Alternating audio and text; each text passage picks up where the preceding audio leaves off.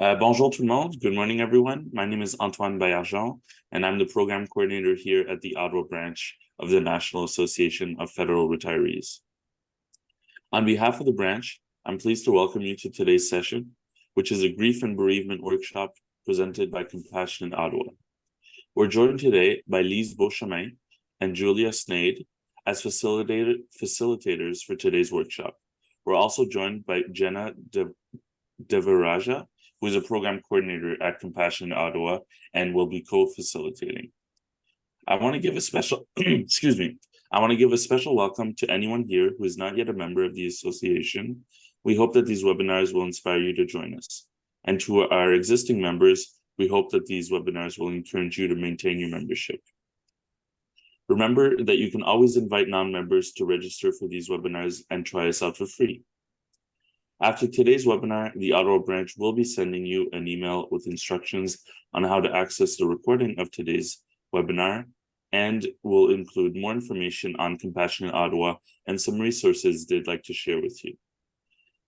Also remember that you can ask questions during the presentation using the chat function at any time during the presentation. That's it for me. So now I'm going to turn over the presentation to Lise. Thank you, Antoine. Good morning, everyone. I would like to introduce myself, and after that, my co-facilitator, my team member, Julia, will introduce herself so that you realize that we are a volunteer-led organization with Compassion in Ottawa, and our workshops are presented to different partners in the community. And so again, my name is Lise Beauchemin, native of Ottawa, born and raised here in the city of Ottawa. And I am a mother of three, a very proud grandmother of six. And the grandmother got pink eye because grandchildren like to share viruses. And also I wanted to mention that I have experience as an early years educator, but I also have experience as a coordinator of volunteers, and I worked in pediatric palliative care. So some of you may be familiar with Roger Nielsen House. I was the coordinator of volunteers there for 12 years. Therefore, I am not a counselor, neither is Julia. However, we do come to you today with varied experience in grief and loss. So now I would like to allow Julia to introduce herself. Good morning. I'm Julia Snade, and I'm very happy to be here and co-facilitate with Lise. Thank you for coming. I am a retired teacher, so in the position that many of you are. I've been retired for about 6 years. I taught mostly elementary school and ended up specializing in working with children with special needs and autism specifically. I am a mother of two boys in their 20s who are finding their way into adulthood, sometimes a little more slowly than I might like, but they're getting there. And I am a lover of the outdoors. And I, as well as working as a teacher in the Ottawa Carleton District Board of Education, I've been a volunteer and community activities group and with an organization called Youth Action Now and various different groups along the way. And I come to you with the experience I have of the many different pieces of grief and death in my life, and more recently, and I guess I would also say profoundly, the loss of my husband almost 5 years ago. So that's a little bit about me. Thank you, Julia. So again, welcome everybody. We're really happy that you're here with us today. As you can see, both of us could probably speak about grief and bereavement for a very long time. So please consider this an overview. We have an hour and a half together. Basically, we're really hoping that we are giving you a message of hope and positivity on this topic. And also, we would like to mention that there will be parts of this workshop that might trigger emotions and feelings of sadness because you may have a memory of a loss. Therefore, Please know that this is perfectly normal, but we also wanted to mention for you to be prepared. Julia. Okay, so in the first section, we're going to be asking you a few quick questions and getting you to think about your own experiences and what your own thoughts are. Ideas such as why we as a society are so death adverse, death, loss, and the bereavement, the different tasks we have of mourning. And as Lise has already suggested, there's so much that we can say about grief. And what we're discussing today really isn't the full menu, but only the beginning. We're here to give you a taste or planting seeds for you to think about. So this slide, death averse.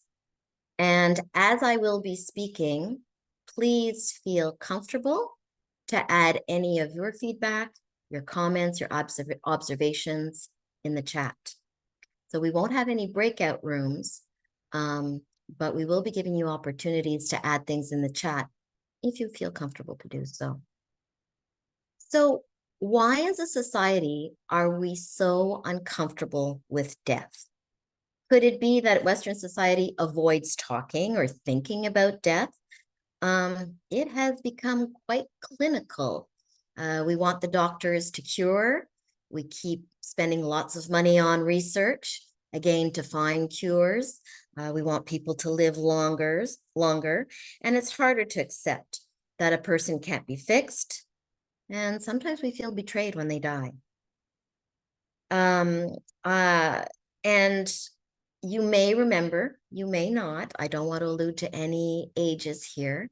However, there was a time that death, funerals, the wake was a family affair, and it was held in the home before it was then referred to the funeral home. So to give you a very concrete example, I have a girlfriend that used to live on a farm during her childhood, and she remembers vividly that when there was a death in the family, an aunt or an uncle, they were waked in the parlor.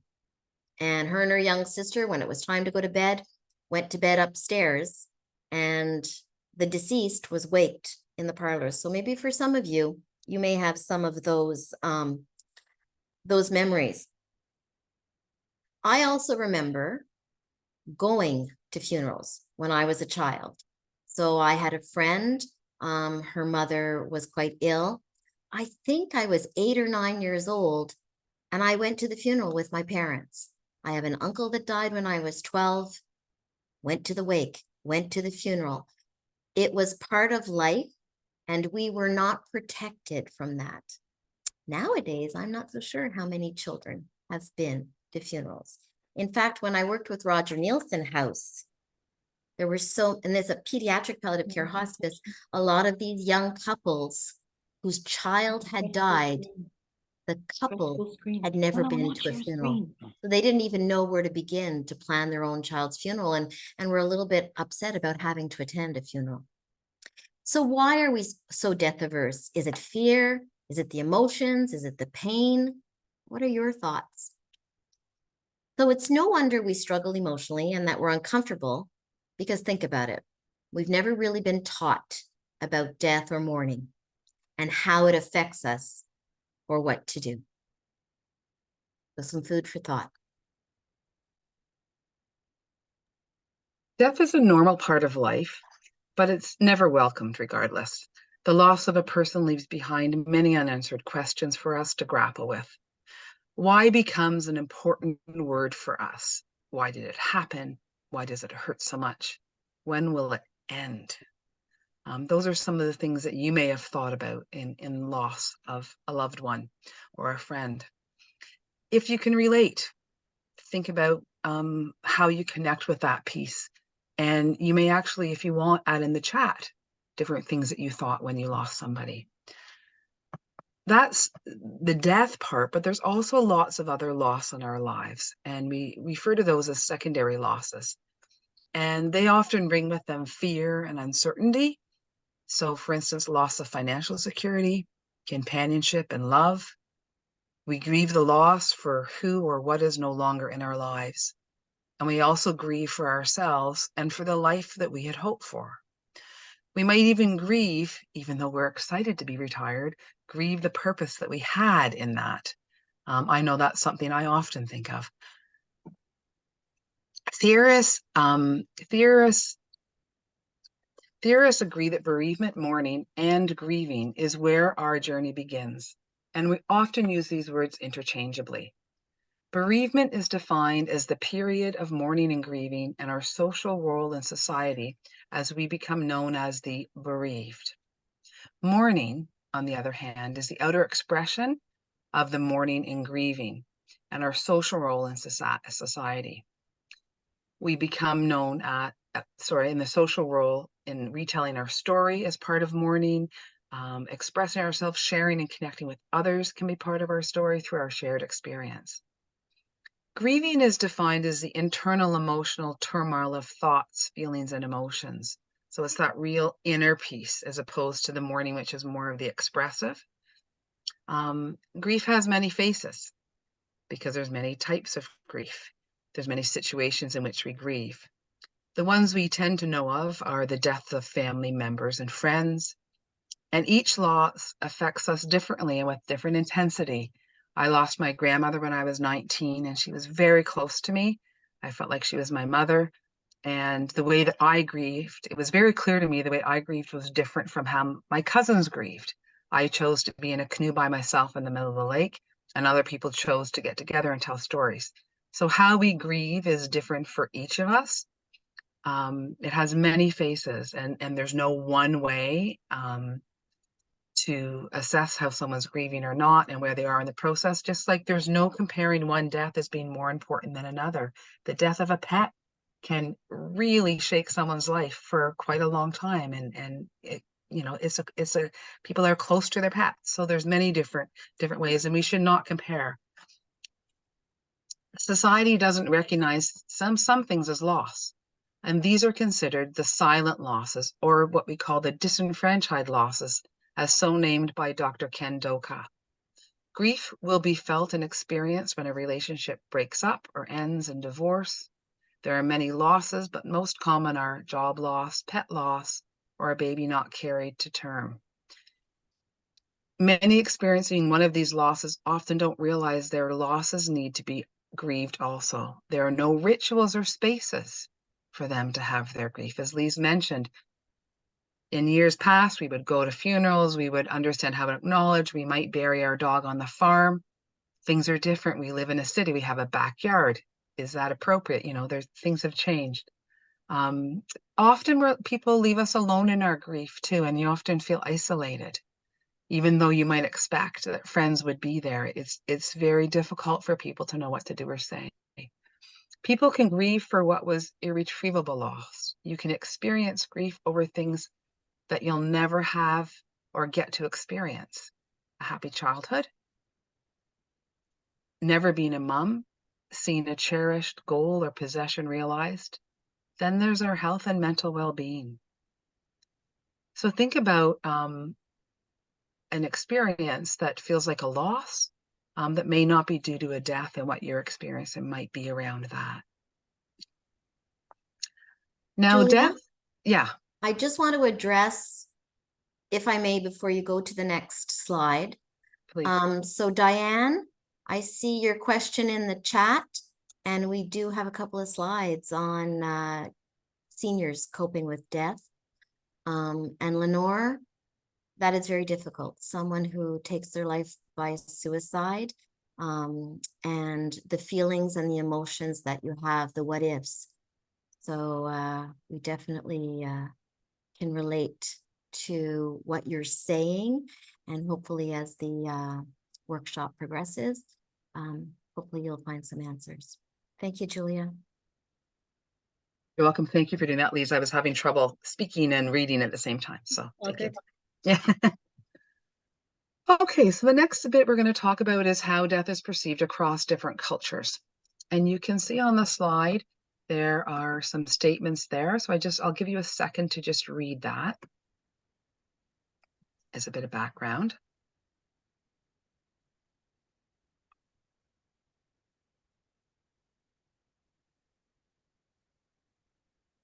The different perceptions across cultures has a noticeable influence on how you deal with grief. The reason for the death and the cause of the death can also really affect how people look at it. There are differences around different cultures in terms of different conditions and how it affects, how grief is expected to affect you. Cultural traditions view some death as a transformation to other forms of existence. Others purpose a continuous interaction between the dead and the living. So we look at things differently. Some cultures actually even consider that death has a circular pattern of multiple deaths and rebirths. I personally like the idea of of the people that I have lost coming back in the form of a butterfly or a bird. That was a piece that spoke to me, although it wasn't my cultural tradition. But that was something I picked up from other cultural traditions that resonated with me and helped me with coping. And yet others believe that death is just the end, the final end, and that's it. So all of those sort of concepts are out there, and some of us know about different pieces in different ways. But they're all reasonable, broad conceptions of how we visualize that. And I know that Lise has a story that she'd like to share connected to this slide. Thank you. So as I said, when I worked at Roger Nielsen House, there was a family that was there of Muslim faith. And it was the first year that we were open, and we had to be open the Boxing Day. And since I was a new staff, I was working Boxing Day. And as you can realize, people of Muslim faith do not celebrate Christmas.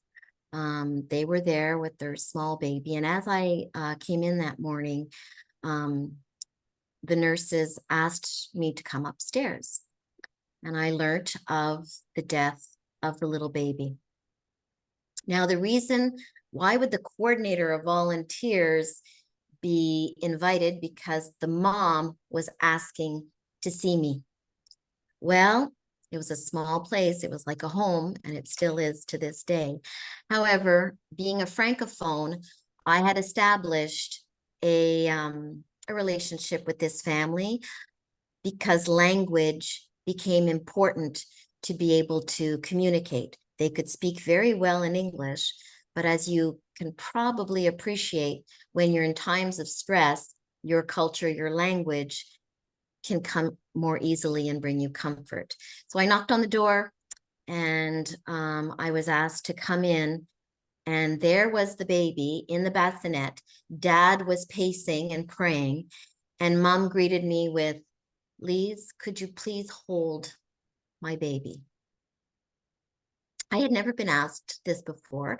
I did not know any of the cultural beliefs or faith beliefs. So what did I do? I asked. And with respect and trying to understand, why is it you want me to hold your baby? Well, Mom said, in our faith, once that my child dies, the mother is no longer allowed to touch or hold her child because their spirit has left their body. So big swallow. And I went to take the baby, and I asked Mom, how would you like me to pick your child up? What side would you like me to hold the baby's head? How would you like me to hold the baby? So that I was being as respectful as possible and trying to do the things that would bring her comfort under those circumstances. The faith leader arrived to come in and retrieve the body, and to then go and bring the child to then prepare for the funeral. As you can well imagine, after I left the family, that's when my heart and the adrenaline all started to really take effect. And I realized the importance of that situation.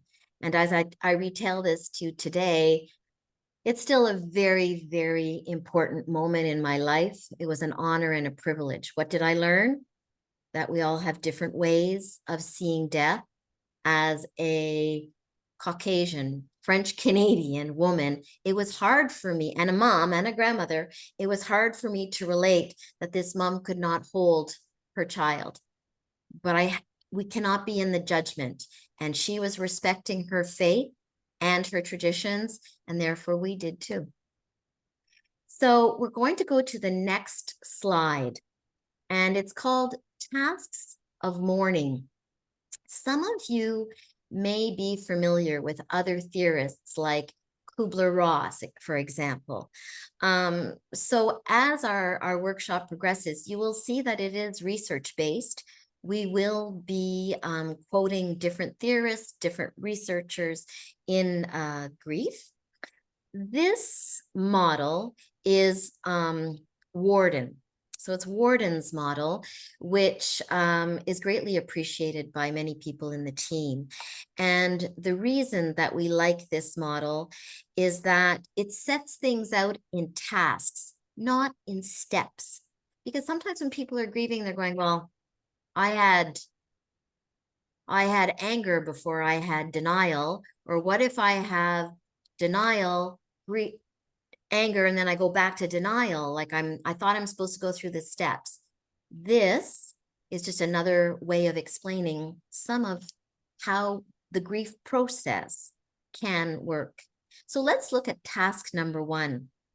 So task number 1 is to come full face with the reality. Intellectually, so thinking about it, but emotionally as well, that the individual is dead and will not return. So it involves the intellectual acceptance, but also the emotional one. And usually this task is helped by the funeral, by the different steps, all the paperwork that is involved.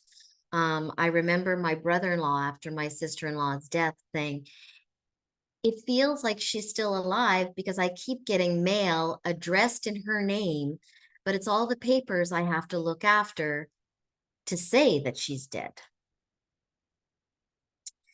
But by concentrating on the death and our feelings, it helps many bereaved move towards their acceptance.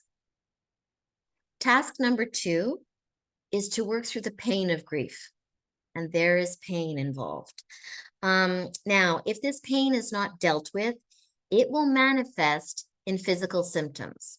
However, we will be talking about the anatomy of grief a little bit later on, and we will address the fact that there are still physical symptoms to grief. But if someone doesn't work through the pain of grief, they can have a delay, lack of acceptance. But also sometimes the comments that we receive from people, some platitudes, as we like to say. For example, oh, after someone has lost a child or maybe a miscarriage, and people will say, oh, you're young, you can have more children. Or for example, life is for the living. He wouldn't want you to be like that, so move on. And he wouldn't want you to feel this way. But some grieving, bereaved people will then respond to their grief by excessive travel, by staying extra busy, or just thought blocking.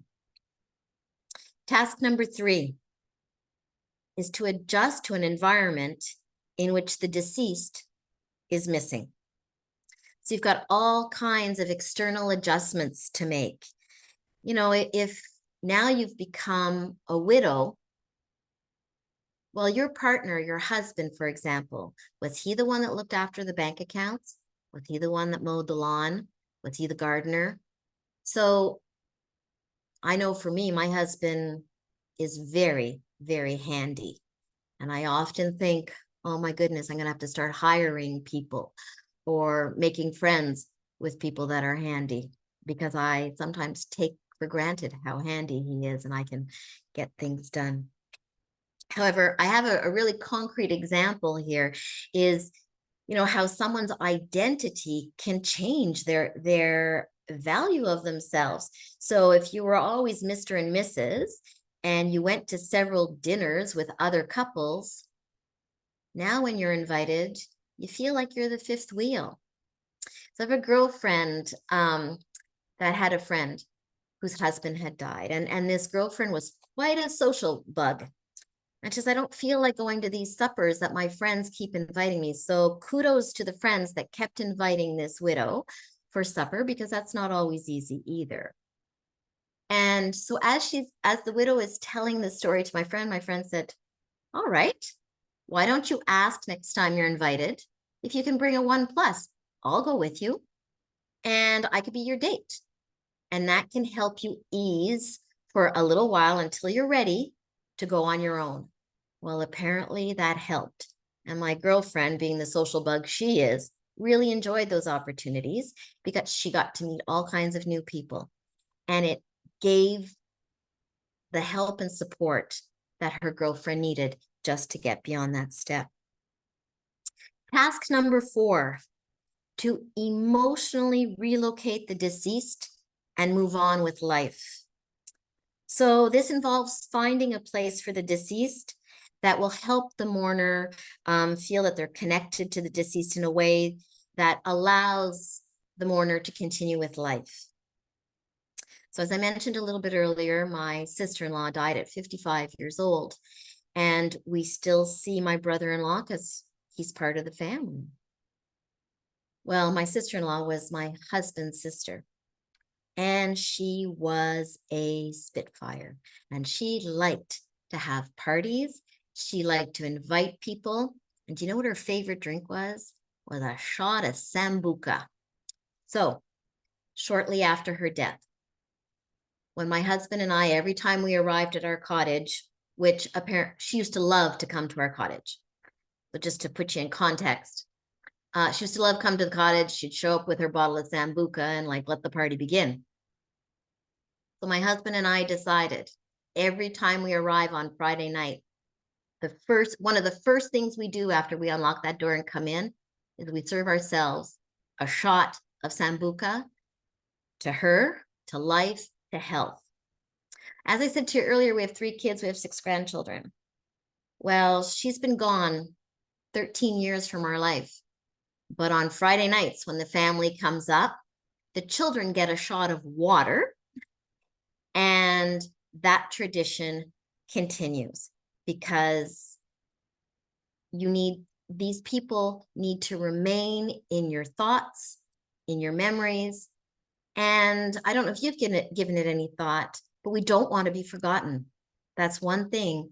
And maybe if you've been close to someone who is in the process of dying, one of the things they may say to you is, I don't want to be forgotten. So find ways to have that person remembered and for the future generations as well. And if you're willing, you can add comments to the chat. And if you can relate to the tasks that we've just presented. So not being comfortable with knowing what to say when someone is grieving, we thought it might help you if we gave you some thoughtful comments that you can use when you know someone is grieving or when you're greeted at the funeral.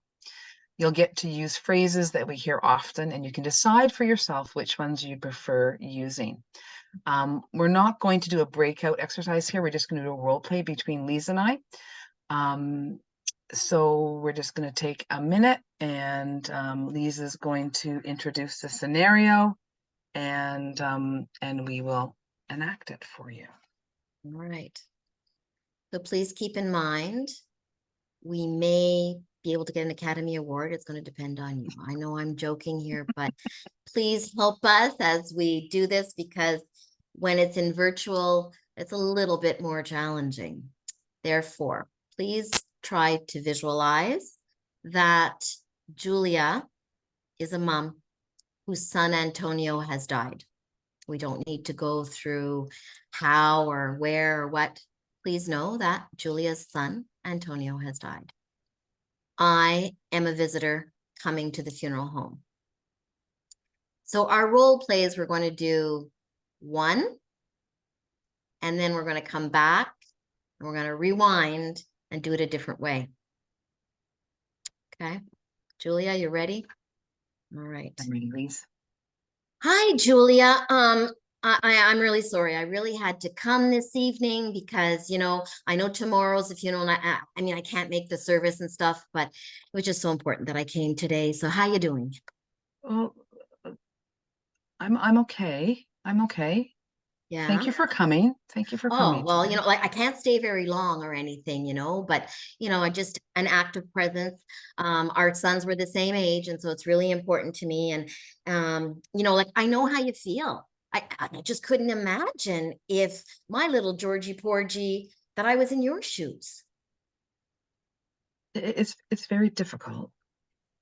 Yeah, yeah, yeah. It must be. It must be so hard. Holy jeez. But he's in a better place, right? Both, I suppose.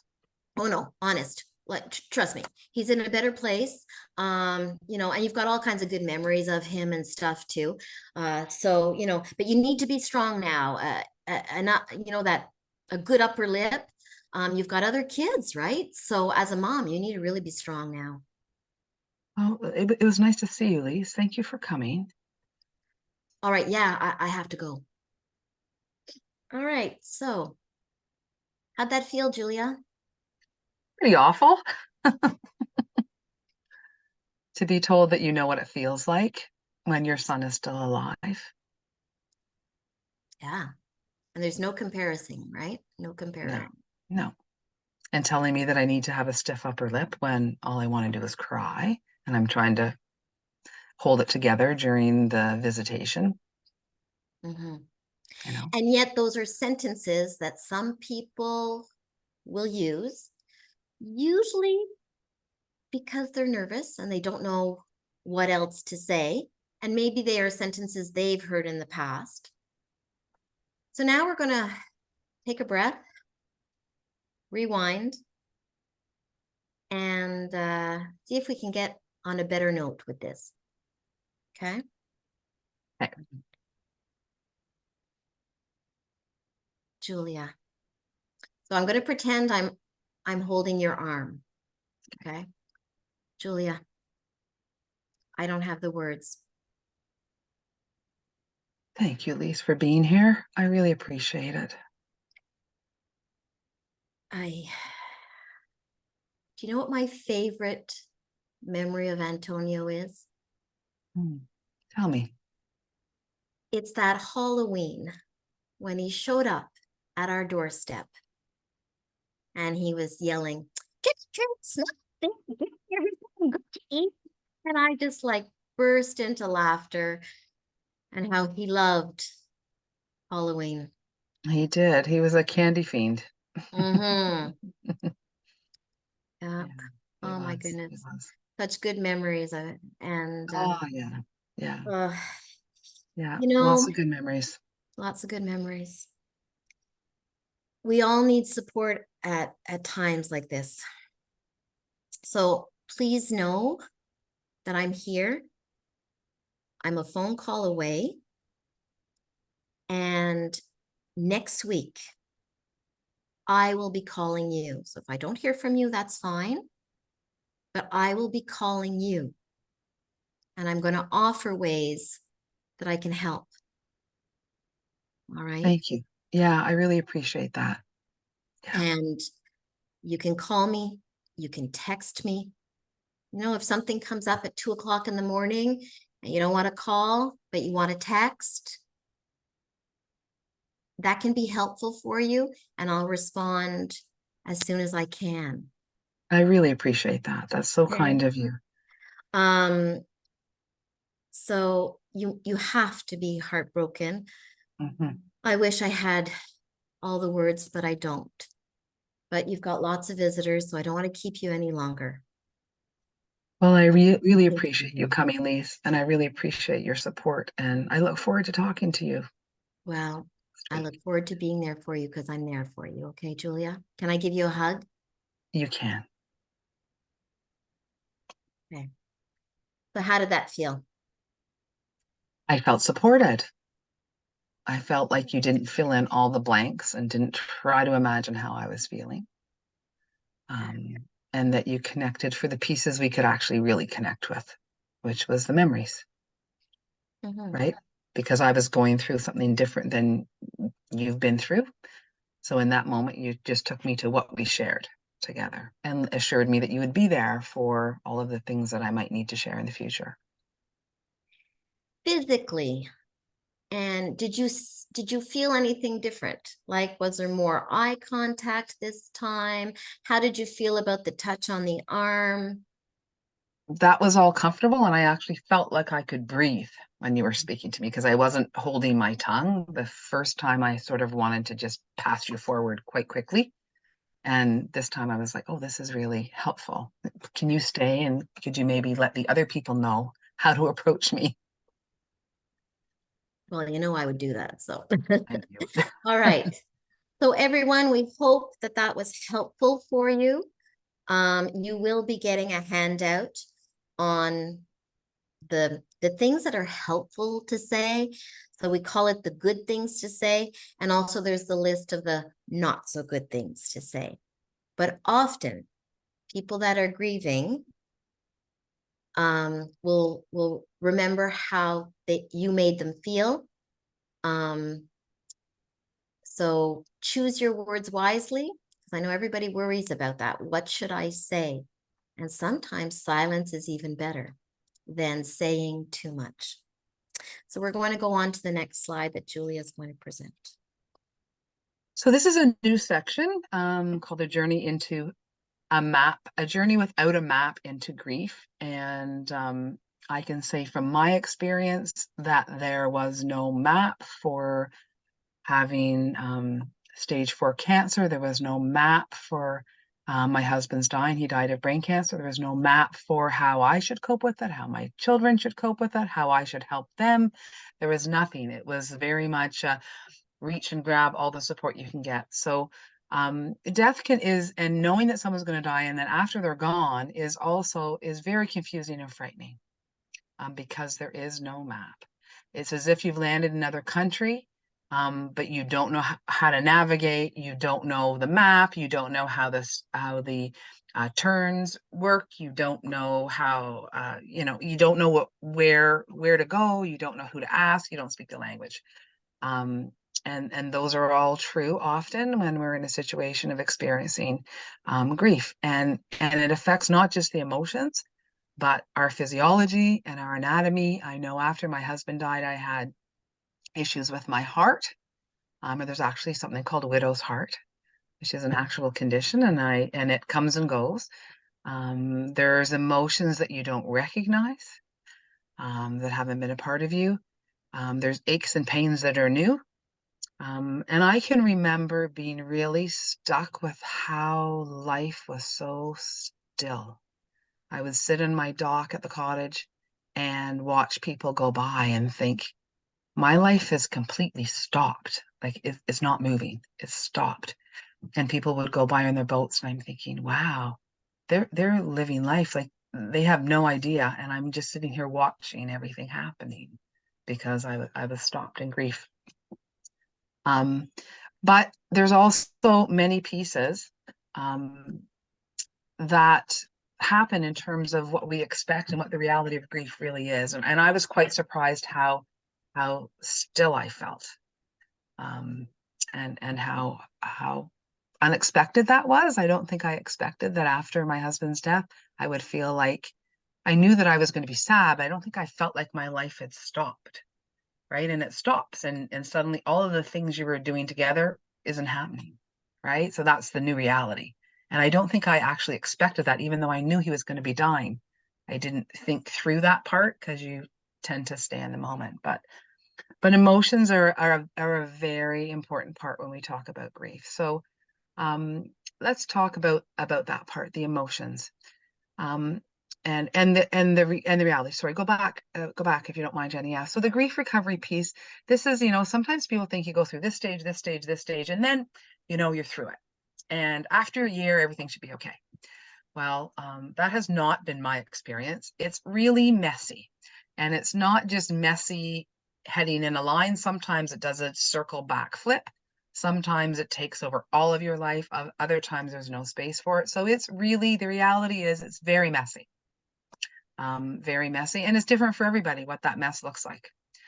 But the emotions that we talk about with grief can be quite similar. Okay, so when we talk about grief, what exactly is it? Because it's a pretty small word, but it's very powerful because it's more than just emotions. It's the sum. Grief is the sum of all of your thoughts and feelings and emotions that create our behaviors. Which comes first, the emotion or the thought? Some say either. It happens so quickly. And I found my responses to people were very surprising. I'd be, oh, okay, but truthful, but it's all connected. So often initially there's sort of shock and denial. You're a little dazed and stunned, and that's actually nature's way of protecting you from the whole reality. It's kind of like a psychological shock absorber, the denial part. There's often anxiety and fear and panic and worry. Are you going to survive this? Will you be okay? You might have concerns about your financial status, needing to move home, needing to move to be close to your parent who maybe lost, their spouse, and not knowing how your life is gonna fit together and what it's gonna look like. Anger and rage is a pretty common piece. Irritability. I found my anger wasn't so much directed to the situation as it was to how people responded to it. So I had to learn how to sort of breathe through that. So as an example, my mother said to me one day during my grief process, you must work very hard to not think about your husband. And I thought, wow, no, that's not how it is. But I had to breathe because I was quite angry. I was thinking, why would you think I shouldn't think about him? So I breathed through it and I realized it was just an experience she had never had. She has not lost her spouse. So I explained, actually thinking about him brings me pain, but also joy. Right? So assuming that you know what somebody is experiencing or how they're coping with it can bring for the griever some of those feelings. And sometimes the anger can be directed at friends and family members or doctors or nurses or God. And in the process, there's often some guilt and regret. If only I'd done this. Why am I still alive? Sometimes relief that you're still alive. And I know that one of the feelings that I had that really surprised me was, and it was about a year and a half after my husband died, was I woke up one day and I was just filled with joy. Like I was oozing it. And I spent sort of the next month just realizing I'm alive, I have to live for both of us. But I didn't imagine I could feel so much joy. And every bird that, sang their song and every flower that bloomed was just like, it was like I was on some kind of medication that just brought everything to life. And that was a surprise for me. I didn't expect that would be part of the journey. Envious of those who still have their husband or spouse or child and those that are still enjoying life, and the feeling that their life is settled, they know what they're doing, and being very envious of that. Hopeless, sadness, which can be due to physical, emotional, or spiritual injury, in terms of how that works. And each of these emotions don't arrive in any kind of linear time frame. It's not like, oh, you'll feel this, then you feel this. They emerge fairly quickly and often rather uncontrollably. And an emotion can often be provoked by a thought of a memory, or a reminder of a place or an item, or a smell, or a song. And for me, music was really a key trigger. And sometimes I chose to engage the triggers because that felt good, even though I cried, because crying often feels good. And sometimes it was joy, but I didn't avoid music. I did avoid listening to the CBC because part of my life was listening to the CBC. So I had several months where I just couldn't hear it because it just brought me there again. And I now find, sort of almost 5 years later, that sometimes experience with my children bring the grief because I see their father in their response or their reaction, or even in their look. When I travel with my youngest son, because he loves traveling, I sort of stop and go, wow, this is exactly how your father would have been at this age, although I didn't know him then. And that's kind of, a piece of it for me. So now Lisa's going to talk about another piece of grief, which is the physiology and how it actually affects our brain. Does it ever? So here we're looking at the work of Hans Selye, and I don't even know if I'm pronouncing it right, Selye, Selye, okay? And he says that when the grieving body is under a high level of stress, it's going to experience a hormonal imbalance. Okay, so the body is trying to return to its normal state. But when an individual is constantly fights a stressor without it achieving equilibrium, the body becomes exhausted. So think of fight or flight. Okay, so you see a bear in the woods. And right now, I've been dealing with that because I have a daughter who's visiting Banff. And it seems all I'm seeing are bear stories and hikers in Banff there. And I told her, make sure you get your bear spray. But I said, it's going to be fight or flight. And when you are grieving, that's the sensation you have. So the person that's grieving is under a fair bit of stress and probably doesn't realize it. So there's a lot of changes happening very quickly, and that alone can be overwhelming. The hormones and the chemicals released to keep us safe also play a part in us not being able to access the executive part of our brain. So making decisions in the early days, early months of grief, and planning or those kinds of things can become a chore, or they can become very difficult to do. Actually, someone who's grieving doesn't have access to dopamine, serotonin, oxytocin. Those are all the feel-good endorphins, and they affect how they feel, they eat, and they sleep. So if they're not sleeping very well, insomnia and those things can affect your brain and how you're going to even make decisions. So often we will recommend or suggest to a grieving person, it's not time to downsize or move your home right away. It's not time to empty all the closets and get rid of all the clothing that belong to the deceased. Because some people will get, it's part of avoidance as well, but it's also part of their decision-making, will get into the to-do things. Recently, it was in February, an uncle of my husband died. And when we went to the funeral, my husband's aunt was very proud to say that she had already emptied all the closets and everything so that, there wouldn't be anything. And I said, ma tante, did you keep any shirts? Did you keep a t-shirt or something? No, why would I? And I said, oh, that's fine. I said, do you think anybody else might have kept something? No, why do I need to keep those things? I said, oh, I was going to offer to make you a memory pillow or using a shirt of his. And then I felt kind of bad because she hadn't thought of that prospect. And then she said, well, I've got a photo of him and I kiss him goodnight every night. And I said, good. Do you want to take out the photo album? Shall we look at more photos? Thought maybe we could do some kind of collage.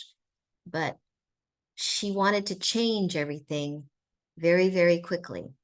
And that's part of the decision-making and the process. My brother-in-law, I know I've been talking a lot about him, but he decided that was it. He went and got himself a sports car. My sister-in-law had always put an X on getting the sports car. So not long after she died, and when we asked him, oh, you went and got a sports car, he goes, yeah, she never wanted me to get one, but he said it wasn't as revenge that I was getting it, but now I don't even know why I got it because I'm not even using it.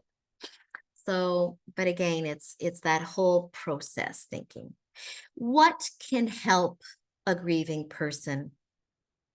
hugs, connections with other people, talking about their loved one, a therapeutic massage, meditation, going for a walk, and being in nature can be very, very helpful. Because when you're walking, and hopefully you're walking with someone, that someone will allow you to talk about any memories or talk about the deceased. What many of us do is we try to ignore or not mention the name of the deceased person, when in fact, because we're trying to help the mourner, but when in fact that's not helping at all. It's almost as if we're not acknowledging that person anymore. And there's nothing more than what a mourner would like to have is for us to recognize the person that they've lost, that has died. Now, there are things that some people, when they're grieving, that they may do that they think is self-help, when in fact is not helpful. So you maybe know where I'm going with this, but they want to trigger the good pleasure centers of the brain. So it could be addictions, and they may begin gambling or maybe drinking more excessively. And of course, as we all know, this can be deterrent to healing. So in the chat, if you want to add more things that you think could help someone who's grieving, we welcome you to add any of the comments. Next slide, Jenna, the anatomy of grief. So here we've got the psychological, which we just spoke of, and I have a little bit more on that. The physical, the spiritual, and the social. So with the psychological, again, this is where the brain can have that constant chatter. You're hearing all kinds of messages, okay? Healing grief is about being aware that our thoughts are creating the pain that we're experiencing. And when you're grieving, it's normal for the thoughts to cycle continuously through the mind. And that's what we call the constant chatter in the head. Physical. Did you know that your immune system will be lowered when you're grieving? And as Julia has mentioned, the widow heart, or also known as the broken heart syndrome, does exist. All right. So it's actually caused by a disruption of blood being pumped to one side of the heart. And it's shortness of breath and chest pain. It's temporary. If it's continuous, you should seek a doctor's consultation. Digestive issues are also increased with the stress, and it can add to loss of appetite, nausea, irritable bowel syndrome.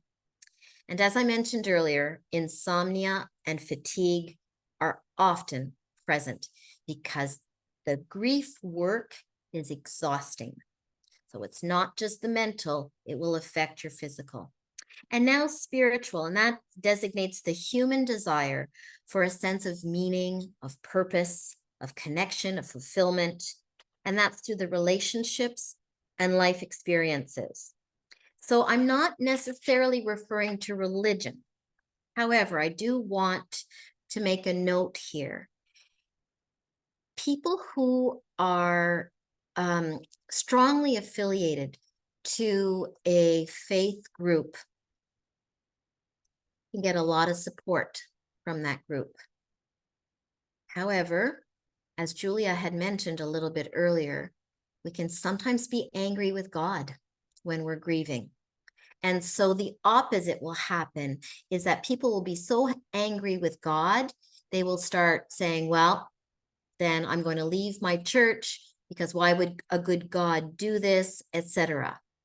And that's what I think is unfortunate, is that when they turn their back on their faith community, those are the people that could probably bring them a lot of support. Because for a lot, when you're in with a strong faith group, they can almost be like family. Socially. So life, as Julia so expressed so clearly and so nicely, life continues for others. And you can almost wonder, like, why are they going on? For myself, I had, yeah, 2 healthy children and didn't have trouble to conceive, and then had 3 miscarriages and at different periods of the gestation.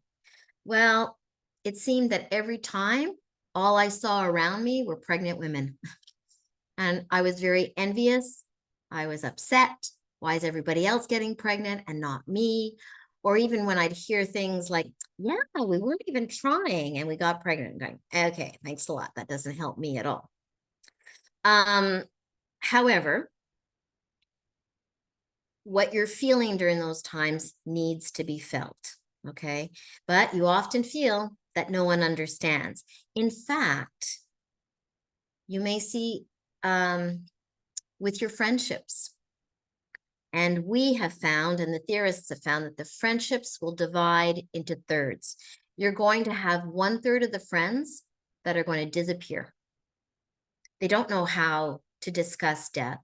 They don't know how to deal with you. They don't like to see you sad. So you don't hear from them anymore. They disappear. 1/3 are there for you, but at their convenience. So I'll call you, or I'll send you a card every once in a while, but it's at their convenience. And it's often short term. And then there's 1/3 that are truly there for you. The friend that will call and say, when you want to go for a walk, let's go for a walk. Or the friend that says, do your floors need to be washed today? Because I'm in the mood to do some cleaning and I would come and clean your floor if you want. Or I'm on my way to Costco. Do you want to join me? Or is there anything you need from Costco?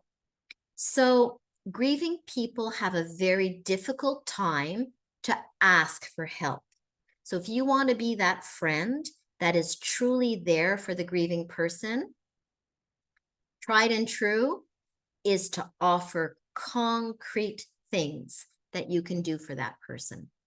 Okay. So by now we think that you're probably beginning to understand just how vast the area of grief encompasses and why it's such an overwhelming territory. And it's difficult to navigate. And it's much more than a broken heart. Now, I'm hoping this is going to help Diane with her earlier question. Our next couple of slides are entitled Grief is Not Easier for Seniors. Okay. Some people tend to think that seniors get accustomed to grief. They're getting accustomed to losses because they've probably accumulated many, many losses over the years. However, cumulative losses can lead to, as we say in the slide here, bereavement overload. So think about it. A senior may already be trying to adapt to other losses. The loss of hearing, the loss of mobility, maybe the loss of independence, the loss of status, or maybe they've had to move from their home to a smaller place. So there could be many losses. And again, grief is not related only and solely to death.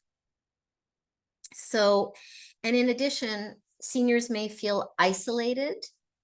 They may be actually isolated or even feel isolated. And we've got a couple of slides later on about COVID and how those times really affected our elderly. And many of these elderly people, the seniors, may not understand what's happening to them.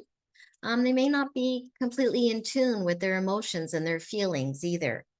My parents are in their 80s, and when I get a phone call from my mom, it's often to tell me about the obits that she's read in the Ottawa Citizen and that she wants to share with me. But the practice has been more and more recently, I'm trying to get her to talk about her emotions or tell me stories and memories of the person who has died. And as much as my mom seems open and it's easy for her to attend funerals, to talk to different people at funerals, it's much more challenging for her to talk about some of the memories. So that's where our next slide is how can we help seniors and others cope with grief?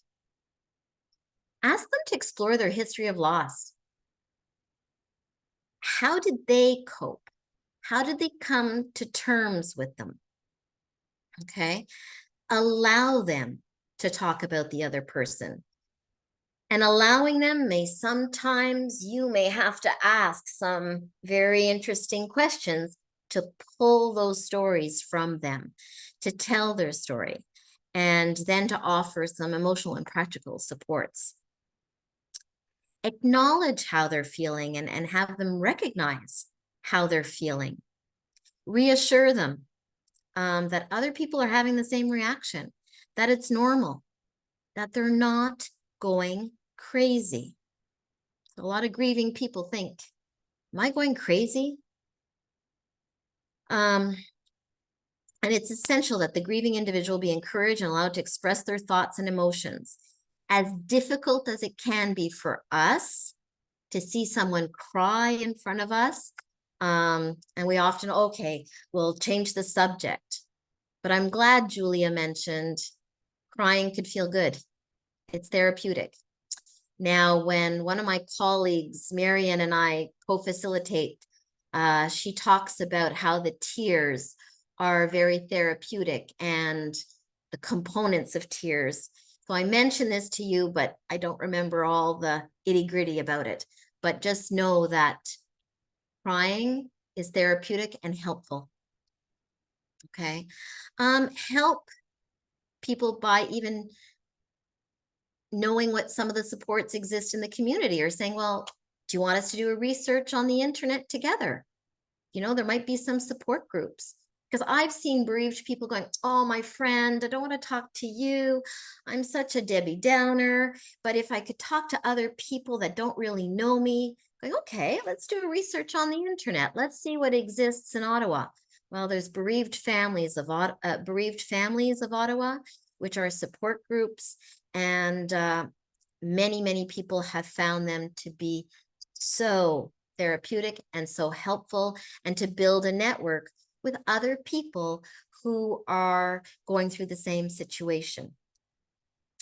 Encourage the bereaved to reestablish connections, to make an effort to engage in new relationships and activities, to reach out, to learn new roles and responsibilities. Back to my brother-in-law, who, you know, was like, well, your sister-in-law was the one that did most of the cooking.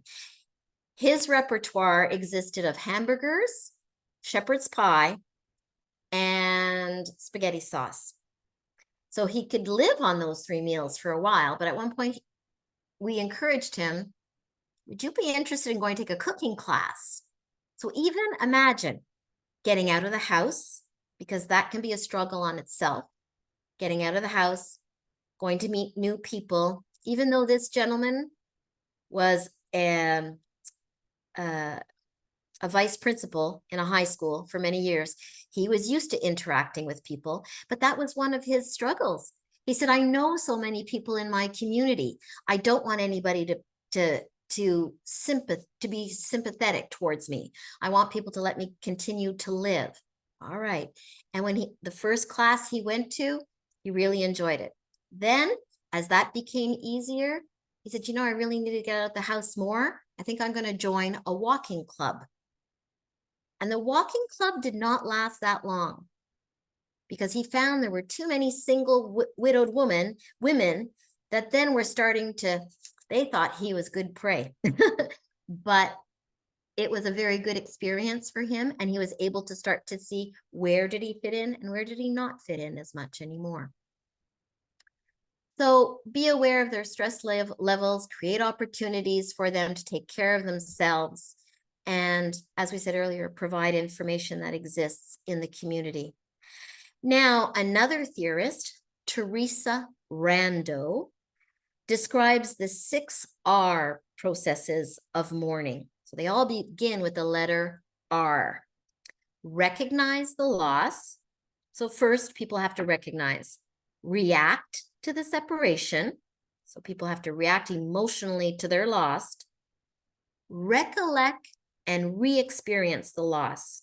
So again, I know some of this may seem repetitive, but we're presenting different theorists for you, but review memories of the lost relationship, a little bit like I did with Antonio and Halloween.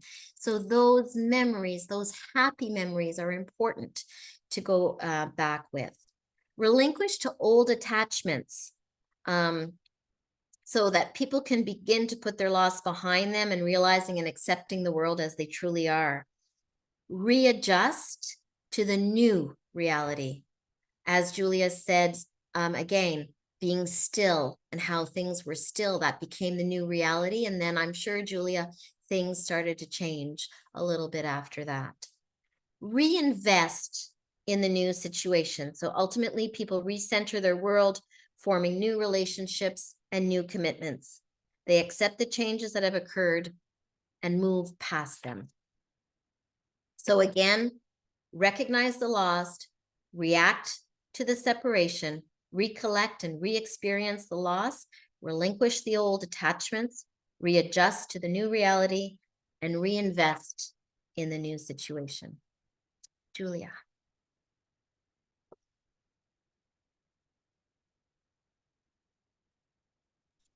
Thank you, Lise. And I actually joined the Bereaved Families of Ottawa and was part of a loss of spouse group. And that was during COVID, and we still meet at least every couple of months.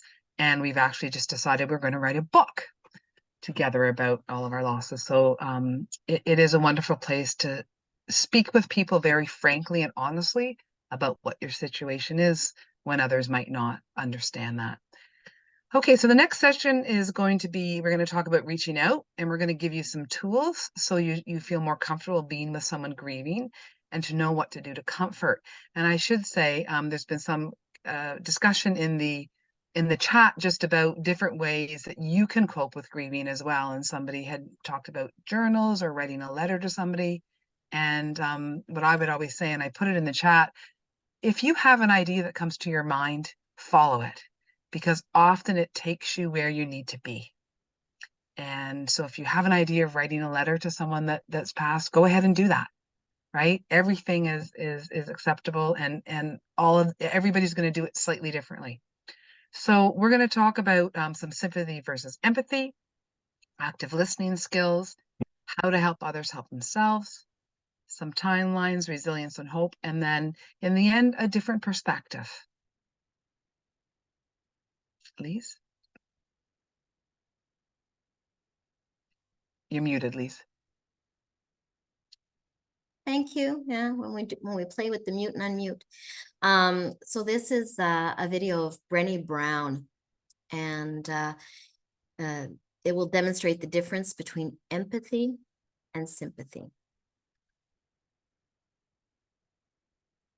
So what is empathy, and why is it very different than sympathy? Empathy fuels connection. Sympathy drives disconnection.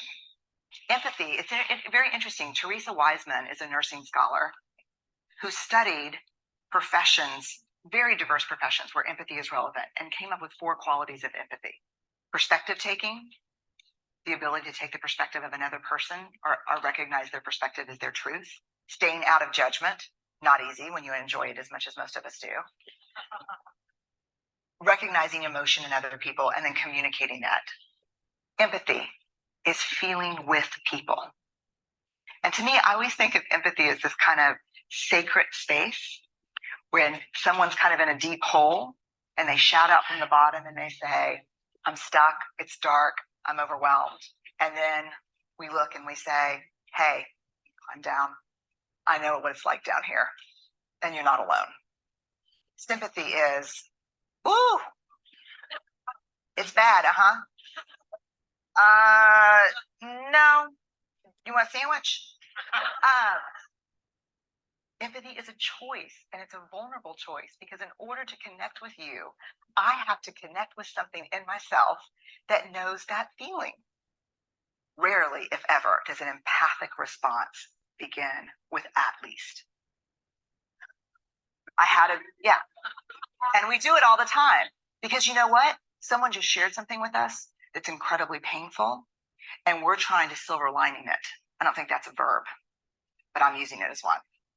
We're trying to put the silver lining around it. So John's getting kicked out of school. At least Sarah is an A student. But one of the things we do sometimes in the face of very difficult conversations is we try to make things better. If I share something with you that's very difficult, I'd rather you say, I don't even know what to say right now. I'm just so glad you told me. Because the truth is, rarely can a response make something better. What makes something better is connection.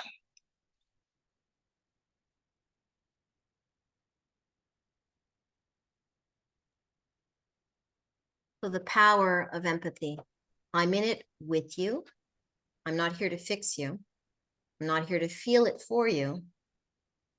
I'm here to feel with you and let you know you're not alone. So that importance of the connections and offering the help. Now we're going to do another role play. And this time is to demonstrate effective active listening. So I'm going to share a story with my friend Julia. And we're going to do like we did with the first situation. We're going to show you the not so great active listening. And then after, we'll do a rewind and hopefully be able to do it a little bit better. Julia, it's Lise. Do you mind coming over to visit me? I'd love to see you. Sure. When were you thinking? Well, I need to see you as soon as possible. I have to talk to you. Like, you know that I retired a month ago. I'd been looking forward to being retired. Because Well, John, then enjoy it. Yeah, well, John and I want to go traveling and everything. Now my mom has fallen and broke her hip. And, you know, my other brother and my sister, they live out of town. Now I've got to be here all the time. Yeah, but they've got to come. They've got to support your mom. They really do. But they're working. And they keep telling me, well, you're the retired one. Well, is that really the purpose of retiring? Ugh, You know, I don't know what to do. You know, here we were, John and I, so looking forward to having some freedom. You know, the kids have all moved out of the house and now COVID's over with and we'll be able to go traveling. But now well, I know. this. Yeah, I know what you mean, because I'm now in the situation where I have to replace my furnace and figure out what that's going to mean. And sometimes it's just, yeah. Okay, thanks a lot. Okay, You're welcome. I'll talk to you. So you can't come over, eh? I've got 4 things on the go. I've got someone coming to the house. I've got laundry I need to do. I've got to bake a cake for a birthday party tomorrow. So it doesn't really work today. Okay, you're busy. It doesn't really work today. All right, I understand. Okay, bye. Bye. Okay, you ready to rewind? Take 2. I don't know why I'm calling you again under these circumstances, but you know. All right. Hi, Julia. It's Hi, Lise. How are you? I'm not well. I'm No, really what's sad. wrong? I'm really upset and I need someone to talk to. Well, Do you mind coming go over? right ahead. Sure. I'll be over in about 20 minutes. Oh, that'd be Just gotta wonderful. do one I'll put the thing key and I'll on, come over. okay? Okay, and should I pick something up at the bakery on my way by? No, lifetime on, moment on the hips, lifetime on the lips, whatever. No, no, no, no, no. Okay. See, I don't even get it right. Moment on the lips, lifetime on the hip. I can't think straight. Don't even ring the bell. Just come on in, okay? Okay. Okay, I'll be there soon. Oh, Julia, am I ever happy you're here? Have a seat. Sure. Wow, Oh, you're upset. I really am. So, you know how it's been a month. Retirement. Yay. John and I are supposed to be traveling. We've got all these plans. Mom, she went and fell. She broke her Oh, hip. And now she's asking for me day and night. Now she's at the hospital, and now they're saying she won't be able to go back home. So I yeah. called my brother, called my sister. No, you're the retired one. So Oh, that's I don't know what to do. crazy. It's so hard when these things happen. Yeah. You have a vision of what it's going to be, and then, something like this happens and you need to deal with it, and it's really disappointing. You must feel disappointed. Well, I'm disappointed because, John comes from a big family and his family would probably all be pitching in and stuff. But now here I am having to look after mom. So I'm disappointed for him. I'm disappointed for me. Hmm. Hmm. So, like, are there solutions you can think of, or is it just something you're going to have to do and accept that you're going to have to wait to do the things you wanted to do for a few months? Like, Yeah, I hadn't thought of that. You think yeah. maybe it might just be temporary? I don't know, maybe you have to do this sort of triage and then your brother steps in for the other pieces. But taking care of yourself as a caregiver is really important. Yeah, but I didn't think I'd be in a caregiver role, honest to goodness, My mother is like, goes to bowling, she goes to aquafit and everything. Like, how come she fell? Okay. Understanding why is hard, eh? Oh, thank you. I feel so much You're better. welcome. You're welcome. I hope that your mother's okay Uh, and well, that she heals quickly so you can get yeah, on with things. me Yeah. too. And Yeah. probably John feels like that too. So, all Yeah. right. Well, Hey, maybe oh, you'll am have I to do ever? travel videos. Yeah. Thank you for Travel taking vi the time. You're welcome. My pleasure. Okay. I'll see you soon. Next time I'm going to the bakery. Okay. Thanks. All right. So, again, with the active listening, the eye contact, the talking a little bit slower, acknowledging what the sad tale storyteller is saying, that you can't necessarily fix it. But active listening takes some practice because a lot of us get into judgment very easily, or we get into fixing mode and we want to fix when we can't always fix. So just being very, very conscious of time, we're going to move on to the next slide on how to help. So this comes back to those 6 R's with Teresa Rando. So we want to help others to help themselves. And so when a death occurs, again, allow them to talk about the person, to tell their story, and to offer emotional and practical supports. And please, if you can, advise to make no unnecessary life changes right away, like getting that sports car or moving. Confronting the pain, encourage the individual to recognize the changes in their life and to gain understanding of their grief, and reassure them that others have the same reaction, that it is normal. And again, they're not going crazy.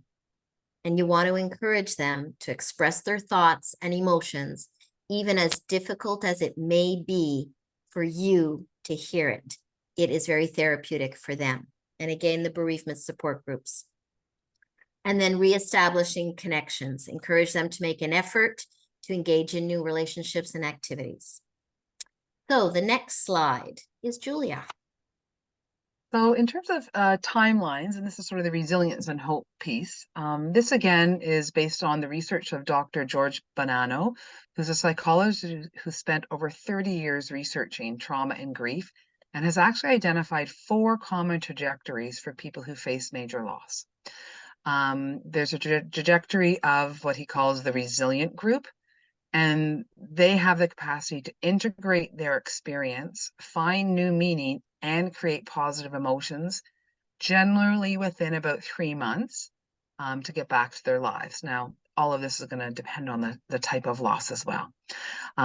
His definition of resilience is as someone who has the ability, when exposed to an isolated, potentially destructive event, can maintain relatively stable and healthy levels of psychological and physical functioning. Normal recovery group is around 1 to 3 years. They drop down into their grief, but are able to come back again at the same functioning as before the loss or even higher. The third trajectory is a sort of delayed grief. And this group have, for whatever reason or circumstance, put their grief on hold while they will later cope with it when able to do so. Their symptoms appear to continue for much longer. So that may be someone who loses a spouse, but they have young children. So they may be more of the delayed group sort of trajectory. And then there's the chronic or complicated grief, and they appear to have prolonged suffering, are unable to function, and may take longer to work through their grief. And they may be individuals who find it more difficult to reach out as well. And your personality, of course, plays a large part in this. And the research does note that if you're an optimistic person, then you're more likely to have built up resilience to work through grief. These findings have also been borne out in Martin Seligman's research, and he's the father of positive psychology. And his research shows how people deal with setbacks and see the world as critical to how they bounce back from hardship. Resilience is built in when a person is able to reframe their negative thoughts. The information is important to know because research is showing approximately 80% of people grieving a loss will recover their sense of self and continue to grow and evolve. So most people get through the process, even though it might be a different timeline. And a lot of that is based on the situation and also their personality. So, a slightly different perspective. Grief is a normal reaction to loss if we allow it. Our bodies know how to grieve if we allow them to show us and don't resist. We'd like you to consider that. What if grief isn't a problem, but a pathway to individual growth? And I see that we now have the slides about COVID. So Lisa, I'm going to let you continue with that. So again, just to respect time, we're quickly going to go through this. We have added these in the last year or so, because a lot of times people aren't realizing of what the loss that we're grieving with the COVID-19 effects. So you've heard a lot about mental health. And so 2 out of 5 Canadians say their mental health has deteriorated since March 2020. And the next slide is regarding COVID effects, that we may or may not realize that COVID interfered with the death and dying process. Some people died alone in hospital. Some people died with their family on FaceTime. So the normal bereavement processes were interfered with. There was lack of community, social support, or ritual. You know, you may have heard or you may have participated in funerals that took place 6 months, 8 months, a year later, because many funerals, the funeral home and stuff would only accept 10 people, 12 people. And some families said, well, we can't just have that small number of people there. So as you can appreciate after hearing today's presentation, the grief process could have been a little bit more complicated for those that were grieving. And there were many other losses during COVID. Some didn't get to go to their prom, their graduations. There were weddings that were canceled. all kinds of life milestones. Some grandparents weren't able to see their new grandchild for 2 years, for example. So there was a lot of things in the way of loss that took place during the COVID. So there was a lot of sense of control, loss of any sense of control, predictability, and things like that. So what can help you during some of your losses? And we talked about this earlier, taking a walk in nature, staying connected to people, journaling, which Julia said her group is going to be writing a book. So for some people, that can be extremely, extremely therapeutic. Some people have a grief drawer. So they'll open it once a day, start a timer or play music and really feel it and let yourself grieve. Mindfulness can also help build resilience. So celebrate what you have been through and your resilience. So we're not going to do a breakout, but we are going to leave you with some questions that you may want to think of. What kinds of losses, including death or other losses, did you experience during the past 4 years? What coping mechanisms did you use? And the other thing, what did others do to help you? What was helpful for you? And you may remember me saying earlier, when you're offering help, offer some concrete things, because someone who is grieving doesn't want to disturb other people, or sometimes they don't even know what they may need. What did you learn about yourself and others, in particular, resilience? And can you give us examples? So unfortunately, because we don't have enough time, we won't be sharing in the chat. And we don't even have enough time for a group Q&A, which I know with adult learning, a lot of people appreciate. So when we do these sessions in person, they last 2 hours so that we can give people an opportunity to share and talk and discuss. We thank you for being such an attentive audience and hope that at least you learned one thing today, and that you can pass it on to other people. Should you know of any other organizations that may benefit from this workshop, you may pass on our information at Compassionate Ottawa. Julia, did you have any words in closing? I just wanted to say thank you for being here, and I hope that there is information that you gathered to support you and your friends and your family and your coworkers. And I believe before- Antoine has, then Antoine has the last word.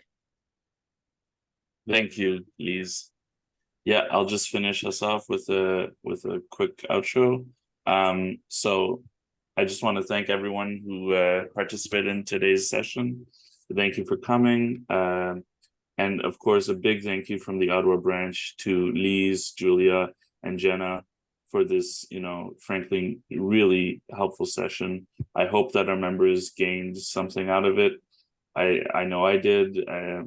You're never, for me, I think you're never too young to start thinking about this kind of stuff. I also want to tell our members that we will be sending out a follow-up email, and that will include information on how to access the recording should you want to go over something that you missed or just rewatch the presentation.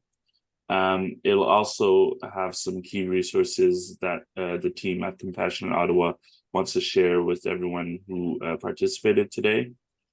And just a final reminder that we do these presentations weekly we do webinars weekly at the Ottawa branch. So please go to our website to find out about any upcoming webinars we have, and that link will also be in the follow-up email. So thank you again, everyone, for your participation today, and we hope to see you at our next webinar. Bye-bye, everyone.